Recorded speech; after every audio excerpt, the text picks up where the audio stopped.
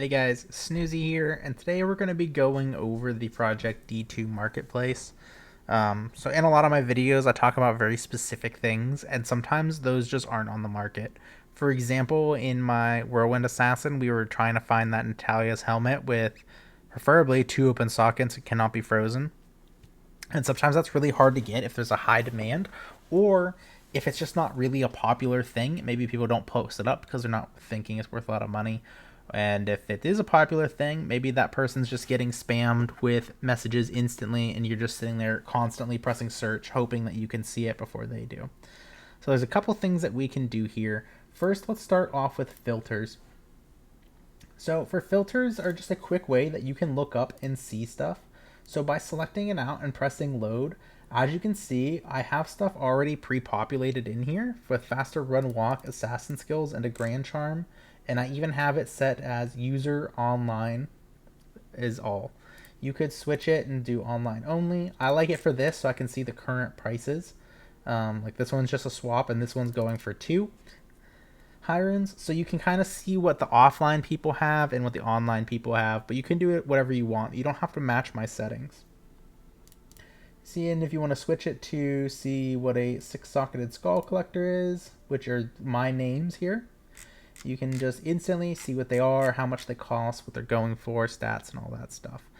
It saves you from a lot of time going, okay, I want skull collector. I need all skills.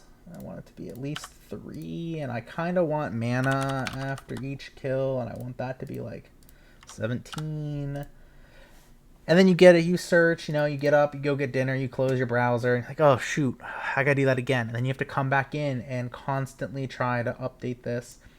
You can just save them. So if I wanted to save this here, I could say skull collector demo.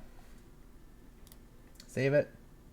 It'll spin. Press clear filters. Let's just search so we get some random jumbo over here. Go back. Here, skull collector demo. Load. Instantly fills out everything I had so I can do a quick search and see what stuff's going for. Now, if you notice, there's no way to delete it here, so we'll need to go into the filters on the left. And here, you can select, you can turn on your auto notify or your delete. We're going to go ahead and delete that one because I don't need that anymore. I could probably clean up some of these. Now, if you notice the GG Nat Helm, again, my naming. And there'll be one here for Vex on buyout. But it'll automatically load stuff in. So if we go here, we have the auto notify. Every time a new item is posted, it will send me a Discord message that it's been posted. And then I can come in here, quickly press search again, or just instantly go to my filter and pick it out and see what's going on, who's selling it, and go from there. There is some additional configuration to make this auto notify work.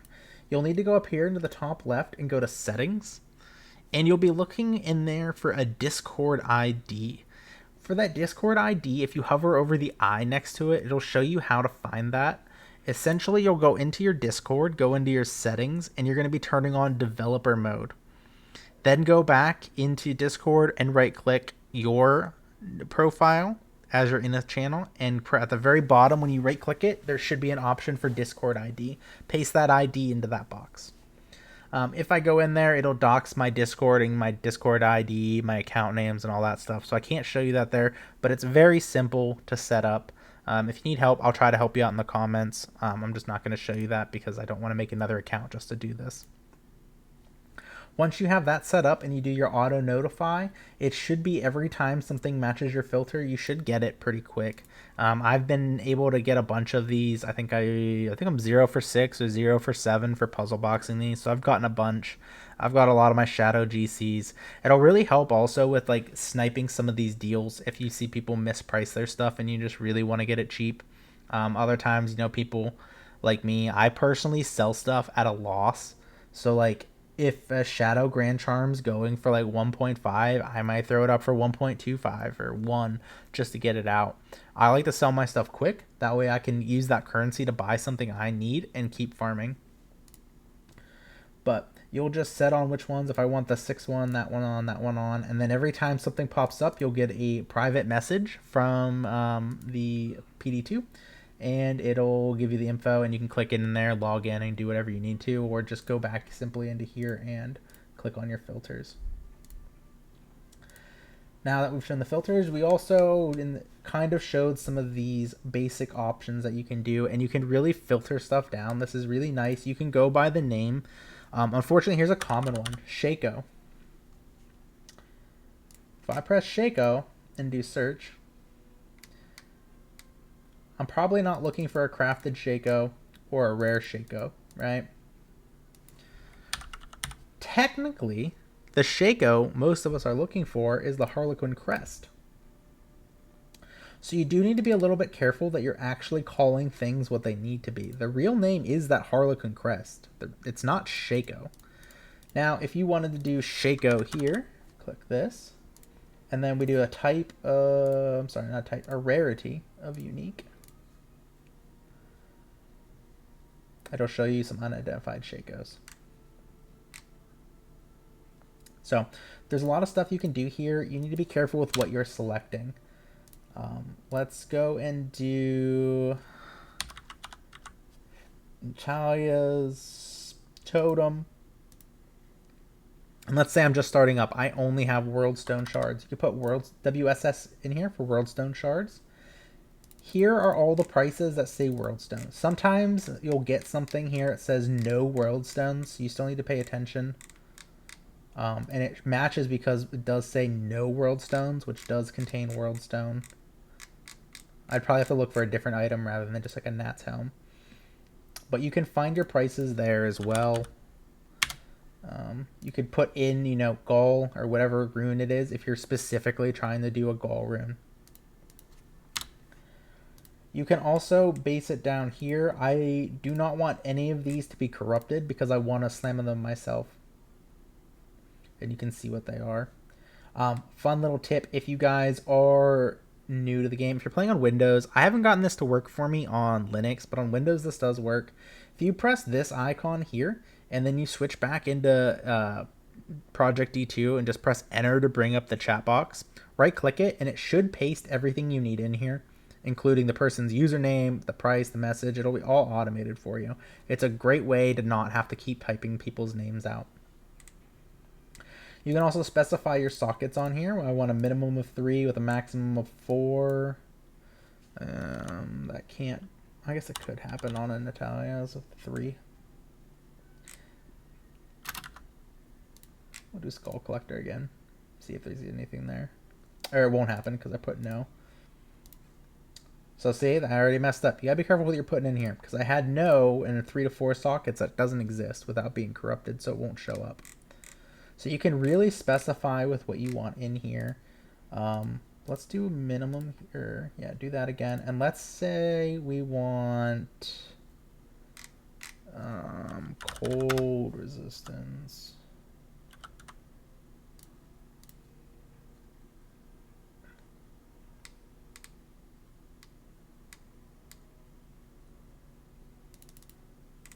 And you can see what already has facets in there. Of course, you'll also get slams that have minus cold resistance. Maybe this is what you're looking for. Maybe you want them minus cold resistance here and you're going to puzzle box it. Could be an option. Just really depends what you're looking for. You can specify identified or not. I almost always, when I'm starting to look for an item that I'm not sure of pricing, I'll start with these all for the user online, and then I'll switch it into online only once I kind of have an understanding of the pricing and what I want to go with here. You can also change your sort by the last time it was bumped, the price. You can sort in descending or ascending. And your mode's also important here. I play softcore ladder, so make sure you have that there. If you're going to switch between them, make sure you're setting it as correct. You can also save the default. You can specify requirements, strength, dex, level. There's a lot of stuff you can do. It's a pretty good tool. If you're trying to change out runes, let's say I have a Vex rune and I want to exchange it for, we'll go with just runes for the example. I could put in, oops, I'm probably not getting a jaw. I could put in 0.5. So that'll leave them up to them. You know, they can come in and give me, you know, 2 Gauls. They could give me a mix of lower runes, maybe a Gaul, Ist, Mal, I don't know. Whatever equals up to 0.5. Or I can just be like 2 Gaul. You can specify what you want. You can have more than one. I can have all these things in there. You have a lot of different stuff you can do. Maybe I'm going to sell my Zod rune, but I want 10 of these Outer Void maps. Or maybe I want a bunch of World Stones. Or Lilith's Mirrors. There's a lot of different options. I don't know. 5k gold, and you have your orbs for your mapping, Uber ingredients. There's a lot of stuff you can do here for your exchanges, and this makes it a lot easier to try to find what you're looking for. So like, let's say I was trading 1 Zod rune for 10 Outer Voids, 1 World Stone, and a Lilith's Mirror. Good luck with that. If you get that, congratulations, you won a lottery. And then you would just press post. Well, you can also look at items that I want. So if I want to see, how do I get a Zod rune? Okay, I can get a Zod rune here if I do 26 key sets. It'll get me, this guy will trade me his Zod rune.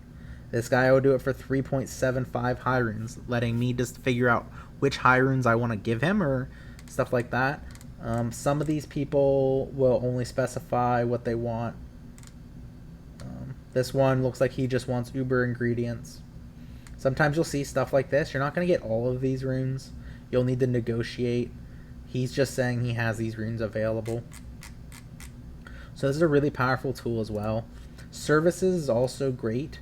If I'm looking for... This is how you would post over here on the left.